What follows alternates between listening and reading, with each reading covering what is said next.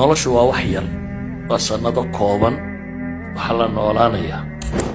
sanadaha isku day in ilaahay kuu muuqdo asiga la baamushtariso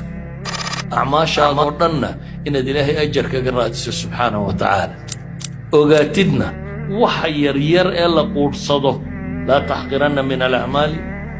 wuxuu yidhi waxba ha qirin acmaasha ashyaada la yidhi rilays daymiyey bay ما يعني رمال لو سيي قف انه صومالو ايا جنة لغو غليا با ليدي marka acmaasha waxba xaqirin waayo cida aad wax ka rabtaa waa cid cirka iyo dhulka bahanata deeqna isaga loo daayay wuxuu haystaan aanay maranaynin ilaahay subhanahu wa ta'ala wuxuu yiri binaadamka hadaa wax weydiisaan waxay ka dhul cirka iyo dhulka hadii la siiyo buu yiri waxay ka baqi lahaayeen caydnimo wax badan idin way siiyeen laakiin ilaahay subhanahu wa ta'ala wuxuu doono bixiyaa